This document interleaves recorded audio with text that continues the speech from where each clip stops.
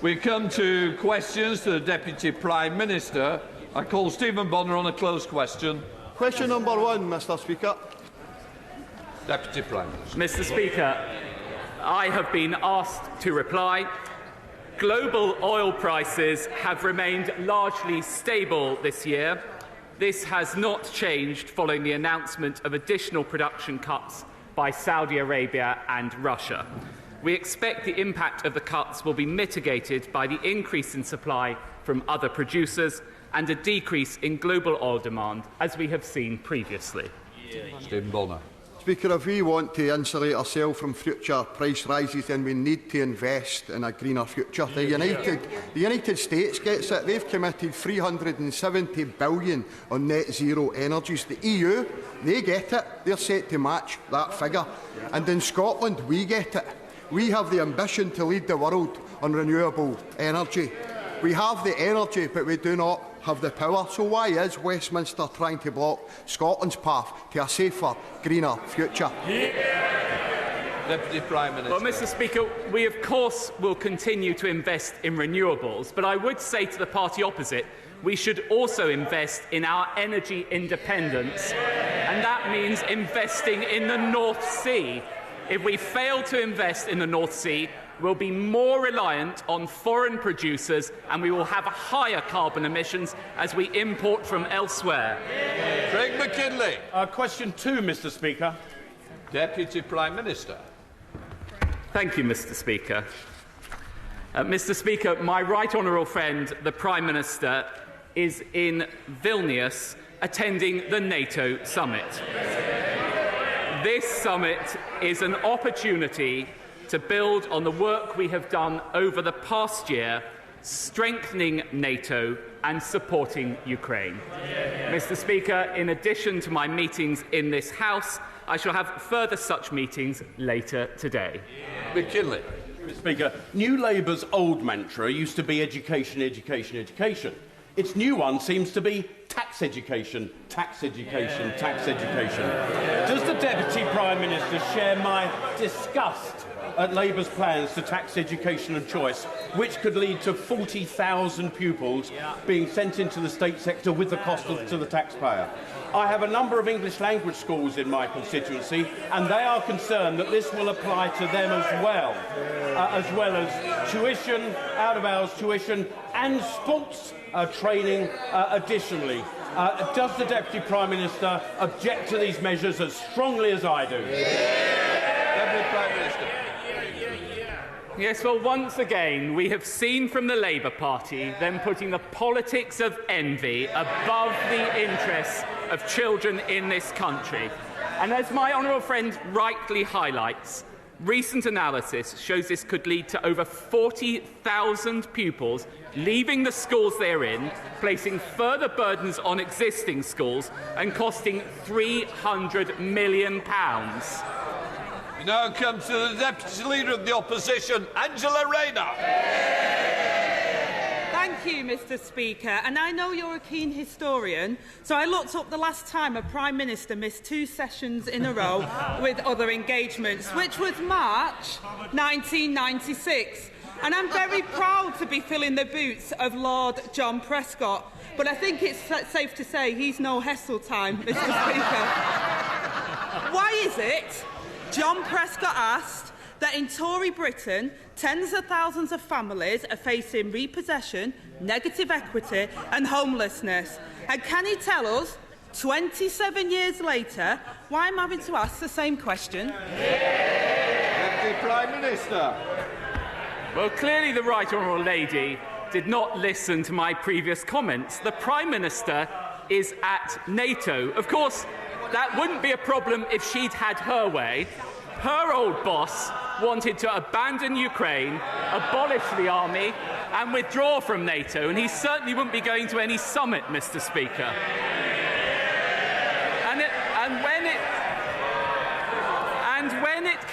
When it comes to house building, I will take no lectures from the party opposite on home ownership. My parents would not have been able to buy their own home if it were not for Margaret Thatcher and the reforms introduced by her government. and this government is building on those with record house building. Mr. Speaker, I think he's taken lessons from the former Prime Minister on telling the facts. The last Labour government worked hard to dramatically reduce the number of children in temporary accommodation. But under the Tories, the number of homeless children has risen by 75%. I'm proud of our record on tackling child poverty. Does the right honourable gentleman feel ashamed of his? Deputy Prime Minister. I'll tell you what this government has done. We've lifted 400,000 children out of child poverty.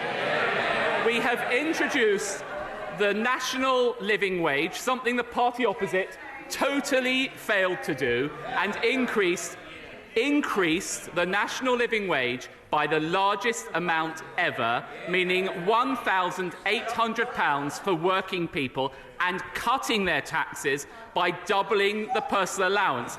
That is the surest way to ensure we lift people out of poverty, and would never have happened with the party opposite. Angela Rayner. Mr. Speaker, it's like the ghost of Prime Minister past is still here. And I tell the right honourable gentleman that he should be careful about the stats he used, because the Children's Commissioner warned the other Prime Minister about peddling false narrative on child poverty around those figures. The truth is, rising bills and soaring mortgages and plummeting real wages are pushing more and more families to the brink. Those already struggling are being hit hardest by the Tory mortgage bombshell and rising food costs. So can he tell us how many primary school children have been pushed into poverty since his government took power? Deputy Prime Minister. I would say to the right honourable lady, it is this party, not the party opposite, which extended free school meals to all 5-, 6- and 7-year-olds, something the party opposite failed to do, and it sits alongside many measures we are taking to help people with the cost of living.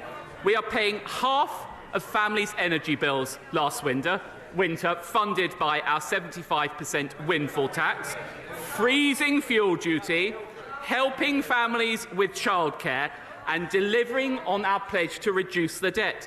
It may come as a surprise to the right honourable lady, but balancing the books means more than working out how many more millions to take from her union paymasters.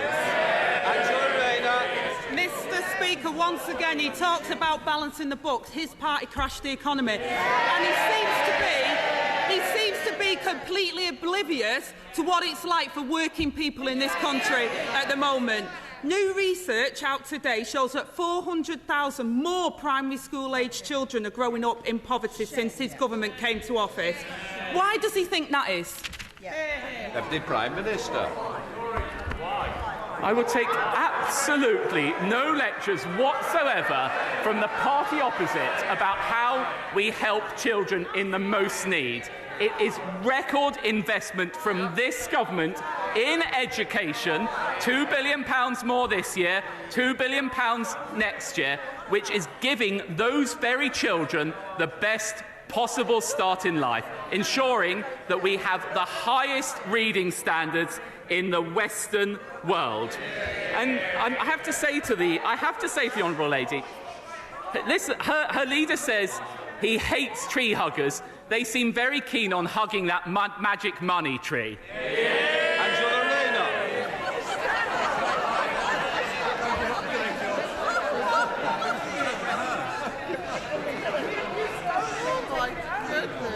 Mr. Speaker, he doesn't even acknowledge it, let alone explain why child poverty is rising. What hope has he got of solving it? So let me try a simpler question for him.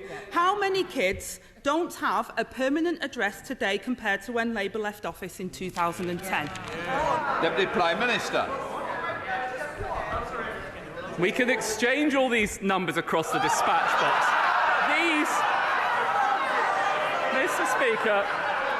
Mr. Speaker, these are the numbers that matter. There are 1.7 million fewer people in absolute poverty under this government, 400,000 fewer children, 200,000 fewer pensioners and 1 million fewer people of working age, because the single best route out of poverty is a job, and record numbers of people, 4 million more people under this government, have got a job. That is the difference between this party and the party opposite, who always leave office with unemployment higher. Angela Rayner. Mr. Speaker, what matters is what people feel every single day at the moment, who are going to work and can't afford their mortgage, can't afford their rent and can't afford their bills because of this Conservative government. There are 55,000 more children without a permanent address today compared to when they took office 13 years ago. We've gone from a Labour cabinet focused on tackling child poverty to Tory ministers who won't even admit the problem. Just like the Question Time in March 1996, they can only offer excuses and not answers. Lord John Prescott said to Lord Michael Heseltine that day, "How can the right honourable gentleman be so complacent in the face of sheer misery created by his government's policies? 27 years on, why are we asking the exact same thing?"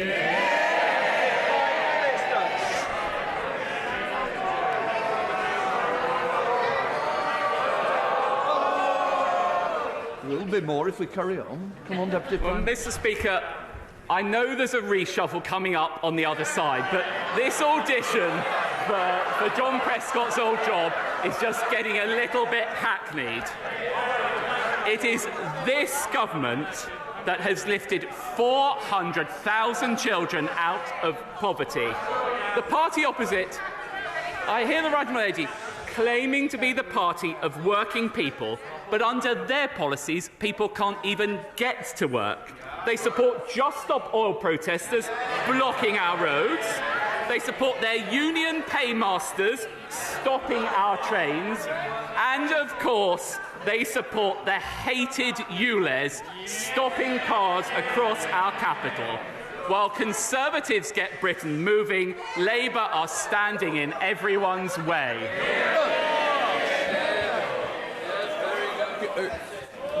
Mr. Speaker, given the Mansion House Compact does not encourage our pension funds to invest specifically in British companies, what more can the government do to encourage greater investment in our companies, especially the climate technology startups, which are increasingly going abroad to find the funding they require to the benefit of our competitors? Deputy Prime Minister. Well, I think my honourable friend raises a very important point about both start-up capital and ensuring that we get more money to high-growth companies. I would say that the Chancellor's Pension Compact is a very important step forward and will unlock £75 billion of additional investment. I'm quite confident large amounts of that will go to UK companies, and that sits alongside measures such as the Edinburgh reforms to financial services, again, which will help improve financial services in this country and unlock money for those industries. SNP Deputy Leader Murray Black. Thank you, Mr. Speaker. Last month, the Deputy Prime Minister dismissed warnings from these benches that mortgage rates were nearly back to where they were after the disastrous mini-budget. This week, mortgage rates have surpassed those levels. How high do they need to go until he and his government takes it seriously? Deputy Prime Minister. Mr. Speaker, the honourable lady knows, people around the world know, that the driver of higher mortgage rates is higher inflation. And higher inflation is caused by Russia's invasion of Ukraine and the post-COVID supply chains. But what we have to do is make sure we halve inflation. It's only by getting inflation under control that we will be able to get mortgage rates down, and that requires discipline. Discipline on spending, discipline on public sector pay, and discipline on energy supply, all of which is lacking from that party. Murray Black. Bank of England predict that mortgage payments will rise by at least £500 for 1 million households.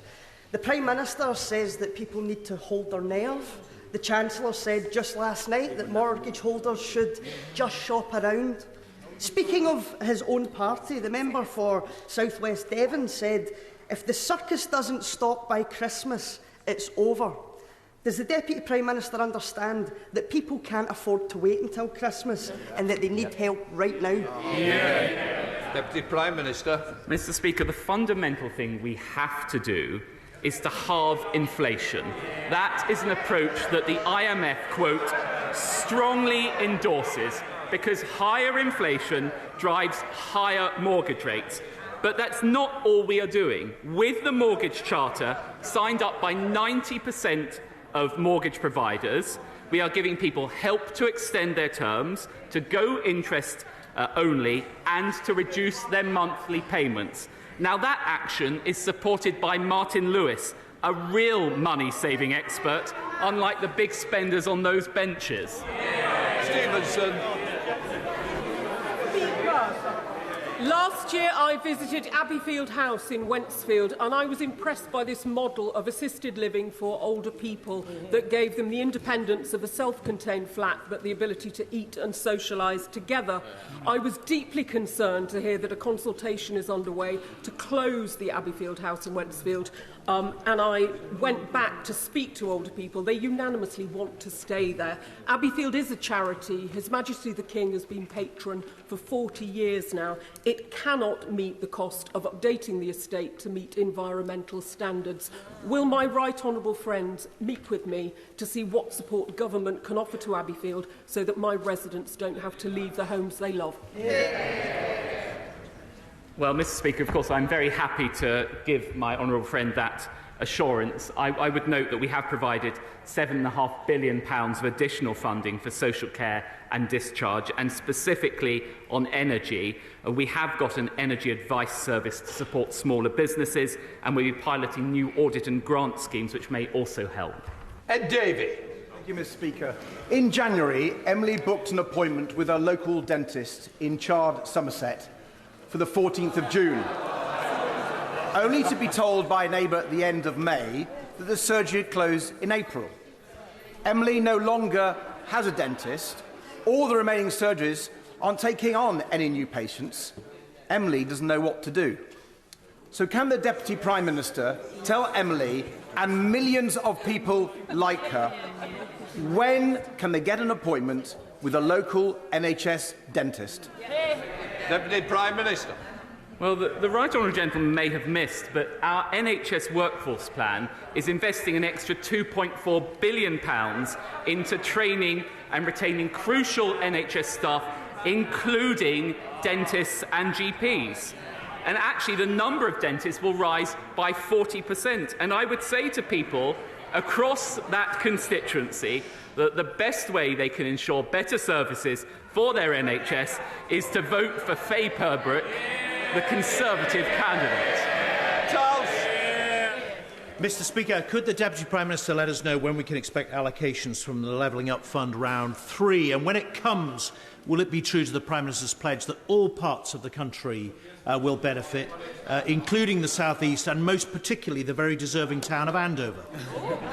Deputy Prime Minister. Well, as well as being an excellent minister, I know how committed my right honourable friend is to the town of Andover. We will shortly be announcing the new approach to the third round, and further details of this approach will follow shortly. Pete Wishart. Mr. Speaker, there's some things you encounter in political life that's certain to horrify, appall or sicken you. But I don't think I've ever seen anything quite so grotesque as the painting over of Mickey Mouse on a children's mural as was done by the Home Office in a detention centre in Kent. Now, no minister so far has roused the necessary compassion or concern to speak out about this. So can I ask the Deputy Prime Minister to look into the deeper recesses of his soul and just simply condemn it? Deputy Prime Minister. I'll tell the honourable gentleman what real compassion looks like, and that means stopping the vile people smuggling trade across the Channel, condemning women and children to death. This government is taking action to deal with it with our Stop the Boats bill, and that party shamefully 18 times last night voted against it. Thank you, Mr. Speaker. Thank you. On these benches, we know, as the party of aspiration, the importance of home ownership. According to a recent estimate by Barclays Bank, it now takes an average of 8 years for the average first-time buyer to save for a deposit. And in parts of London and the South East, it can be longer than that. What is the Deputy Prime Minister and the government doing in order to improve the prospects for younger people who want to own their own homes? Prime Minister. Well, I know what a passionate champion of this issue my honourable friend is. It is actually the case that almost 850,000 households have been helped purchase a home since 2010. And actually in 2021, the number of people getting onto the property ladder for the first time was at a 20-year high, thanks to initiatives such as First Homes and the Help to Buy scheme. Of course, that stands in contrast to the party opposite, who oversaw the lowest level of house building since the 1920s. Thank you, Mr. Speaker. With rising ticket prices, many of my constituents find they can get the best value fare by going to the staff ticket office at Lancaster Station. It's perhaps why so many of them have signed my petition to save staffing at Lancaster Station. So can I ask the Deputy Prime Minister, is the closure of ticket offices just yet another cost of living bombshell hitting my hard-working constituents? Deputy Prime Minister. Well, it is important that the railways continue to reform after the record amount of money that we gave them during COVID. I would gently say to the honourable lady that if she's concerned about her constituents getting anywhere on the railways, she should condemn the totally unjustified strikes which close them down week after week. Give forward. Thank you, Mr. Speaker. 4 summers ago, the unprecedented climate change-driven heatwave caused irreparable damage to Chelmsford's flyover. And since then, people from all across Essex have been stuck in Chelmsford, traffic jams, wasting time, hitting our economic growth. We badly need a new junction at the Army and Navy, but the funding decision has been stuck in Whitehall. So will my right honourable friend use his powerful cross-cabinet convening powers to get Treasury and Transport to agree to the money so we can deliver a new junction, stop the traffic jams and get Chelmsford moving again? Deputy Prime Minister. Well, I know how powerfully my right honourable friend makes the case for this scheme, and she has done so once again in the Chamber. The Chancellor was sitting next to me and would also have heard the case. I understand that the outline case, business case submitted by Essex County Council is being considered by ministers right now, and all relevant ministers will have heard her injunction.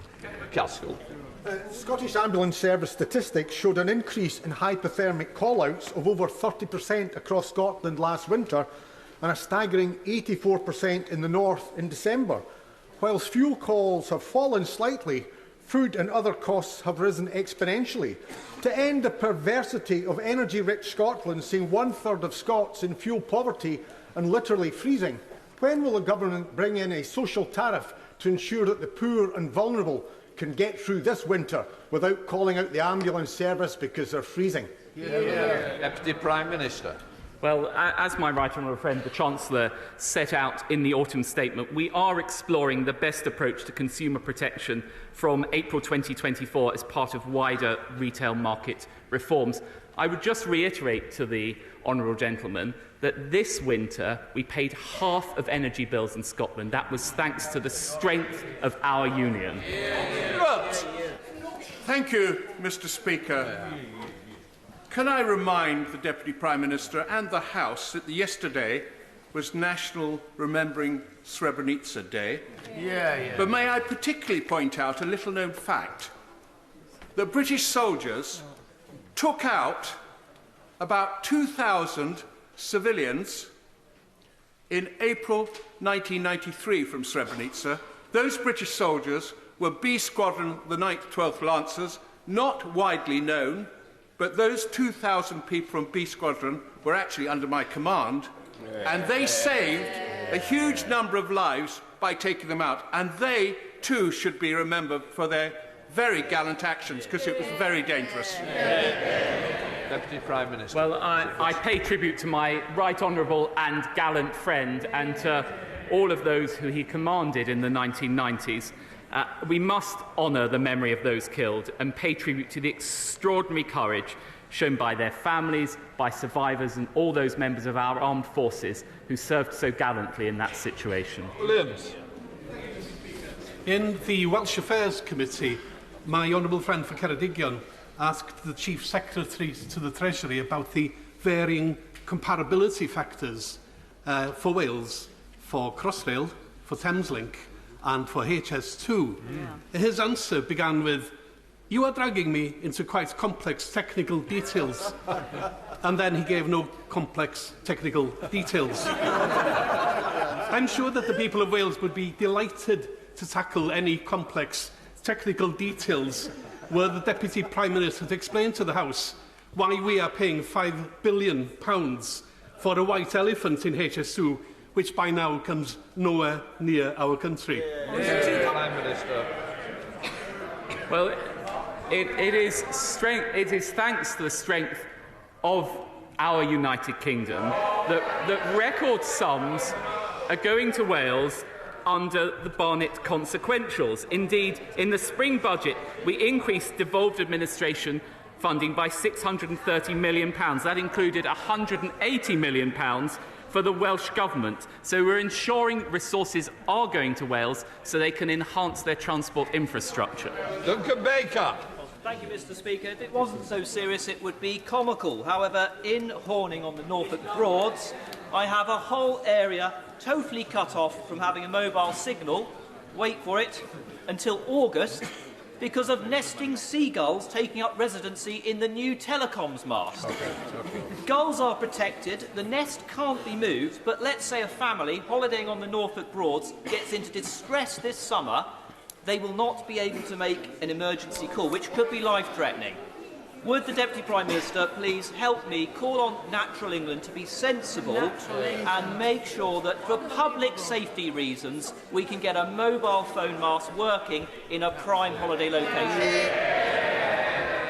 Well, we all love the diversity of wildlife in this country, and particularly on the North Norfolk coast that he represents, but I think he makes a very strong point about the balance between that and ensuring people have access to modern communication facilities, and I shall certainly take it up with Natural England. John Speller. Day in, day out, the public and businesses are hit by endless chaos and confusion across government departments. For them, clearly, Britain isn't working. Yeah. Now, if I can paraphrase the Deputy Prime Minister earlier, we know there's a reshuffle coming up on their side. So, can you tell us, is this down to obstruction and incompetence in the civil service, or is it rather that so many of their ministers are just not up to the job? Deputy Prime Minister. Well, I think you can see from the record of this government, whether it's cutting NHS waiting lists, whether it is record funding for our schools and hospitals, we have an excellent team that will continue to serve. Paul Holmes.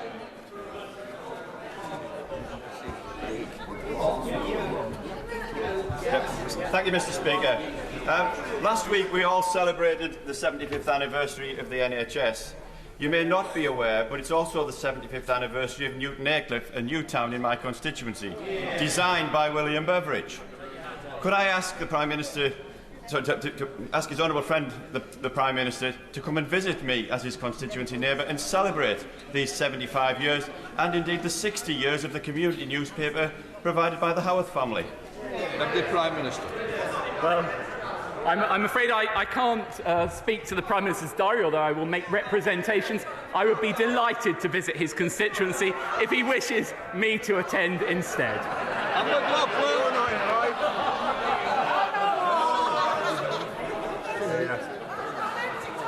Thank you, Mr. Speaker. The day I had to phone my bank and tell them that I was having difficulty paying my mortgage was one that has lived with me for years. What I found was that because my income was so low at the time, ironically, I was not eligible to switch to interest only or get any help. I never want my constituents to feel the terror and abandonment that I felt that day. Can he understand that? Because his complete lack of empathy and his responses to the deputy leader of this group suggest not. I do welcome the temporary measures, but they are temporary. This is a mortgage crisis that's been 2 years in the making. Does the Prime Minister and himself really think they're going to fix it in 12 months? Prime Minister.